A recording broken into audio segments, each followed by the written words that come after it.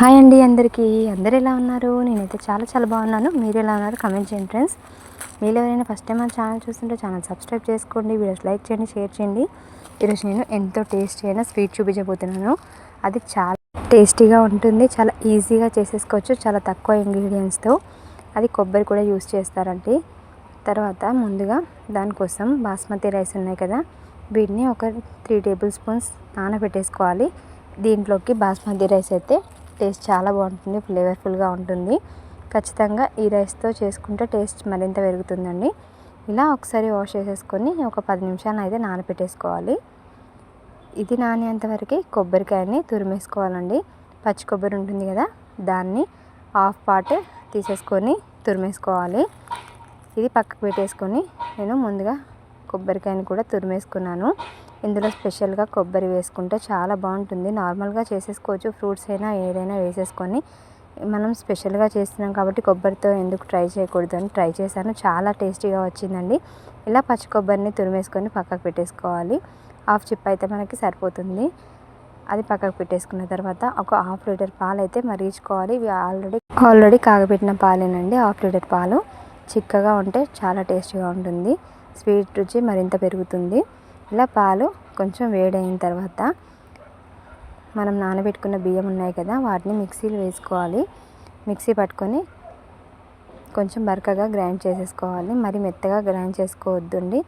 ఇలా చూస్తున్నారు కదా, ఇలా బరకగా ఉండాలి. కొంచెం పలుకుగానే ఉంటే టేస్ట్ బాగుంటుంది. ఇలా మిక్సీ పట్టుకున్నదంతా ఇందులో వేసేసుకోవాలి. పాలు ఆల్రెడీ కాగపెట్టినవే కాబట్టి కొంచెం వేడి కాగానే వేస్తున్నాను. మీరు అసలు కాగపెట్టకపోతే పాలు బాగా మసిలిన తర్వాత మాత్రమే వేసేసుకోవాలి. ఇలా వేసుకున్న తర్వాత ఇది ఒకసారి ఉడకబట్టేస్తుంది కదా, అప్పుడు మనం తురిమి పెట్టేసుకున్న కొబ్బరి తురుముంది కదా, ఇది కూడా ఇందులో వేసేసుకోవాలి. ఇది పచ్చి కొబ్బరి మాత్రమేనండి, ఎండు కొబ్బరి అయితే అస్సలు కాదు. ఆయిల్ అయితే బయటకు వచ్చేస్తుంది. ఎండు కొబ్బరి వేస్తే అస్సలు బాగోదు. పచ్చి కొబ్బరి వేసుకుంటేనే చాలా కమ్మగా ఉంటుంది. అందులో నుంచి పాలు కూడా బయటకు వస్తాయి కదా, అది ఉడికినప్పుడు చాలా కమ్మగా చాలా టేస్టీగా ఉంటుంది. మంచి ఫ్లేవర్ కోసం కొంచెం ఇలాచీ పొడి కూడా వేసుకుంటున్నాను. తర్వాత ఇందులో మనం హెల్తీగా చేస్తున్నాం కాబట్టి బెల్లం యూస్ చేస్తున్నాం. ఇది హాఫ్ కప్పు బెల్లం అయితే వేసుకుంటున్నాను. అది డైరెక్ట్గా వేస్తే విరిగిపోతుంది కాబట్టి కొంచెం వాటర్ వేసేసుకొని గరం చేసుకున్నాను. కొంచెం వేడెక్కితే సరిపోతుంది, బెల్లం అనేది కరిగితే సరిపోతుంది. ఆలోగా మనకి కొబ్బరి రైస్ ఉంటుంది కదా, అది మొత్తం ఉడికిపోతుంది. ఇలా ఉడికిందా లేదో ఒకసారి చెక్ చేసుకోవాలి. మనకి రైస్ అనేది చిన్న పలుకులాగా ఉంటుంది కదా, ఇలా కొంచెం ప్రెస్ చేసేసుకుంటే మనకి ఉడికిందో లేదో అర్థమవుతుంది. ఇప్పుడు దాంట్లోకి మనం ముందుగా ప్రిపేర్ చేసుకున్న బెల్లం పాకం ఉంది కదా, ఇందులో వేసేసుకోవాలి బెల్లం సిరప్ అనేది. ఇది కొంచెం స్టవ్ ఆఫ్ చేసేసుకోగానే వేసేసుకోవాలి. ఇది పాకం బెల్లం కాబట్టి నేను వేడిగా ఉన్నప్పుడు మాత్రమే, వేడిగా ఉన్నా కూడా వేస్తున్నాను. అదే మీరు వేరే బెల్లం వేసుకుంటే మాత్రం స్టవ్ ఆఫ్ చేసిన తర్వాత కొంచెం గోరువెచ్చగా ఉన్నప్పుడు వేసుకోవాలండి, ఎందుకంటే పాలు అనేది విరిగిపోతాయి కాబట్టి. ఈ బెల్లం అయితే వేడిగా ఉన్నప్పుడు వేసిన పాలు అనేది విరగవు. మంచి బెల్లం యూస్ చేసుకుంటే మనం హెల్తీగా తినేయచ్చండి. కొన్ని ఉప్పు బెల్లం కూడా ఉంటుంది కదా, అది మాత్రం అస్సలు యూస్ చేయొద్దు.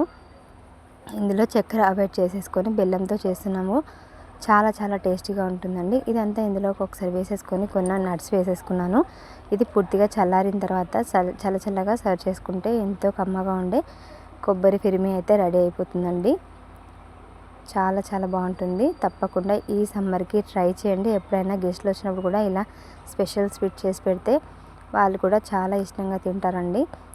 చల్లగా ఫ్రిడ్జ్లో పెట్టేసుకొని సర్వ్ చేసుకుంటే ఎంతో కమ్మగా ఉండే డెజర్ట్ అయితే రెడీ అయిపోతుంది. ఈ సమ్మర్లో ట్రై చేసి ఎలా వచ్చిందో చెప్పండి ఫ్రెండ్స్. పిల్లలు అయితే చాలా బాగా ఎంజాయ్ చేస్తారు. కొబ్బరి ఫ్లేవర్తో చాలా టేస్టీగా ఉంటుంది. మనం ఇందులో షుగర్ కూడా అవాయిడ్ చేసాం కాబట్టి హెల్త్కి హెల్త్, టేస్ట్కి టేస్ట్ చాలా కమ్మగా ఉంటుంది. పైన కొంచెం నట్స్ వేసేసుకోవాలి. నేను కొంచెం బాదంని తురిమేసి ఇలా వేసుకున్నాను. చూడటానికి బాగుంటుంది, తినడానికి కూడా అద్భుతంగా ఉంటుంది. ట్రై చేసి ఎలా వచ్చిందో చెప్పండి friends. Thanks for watching. Bye.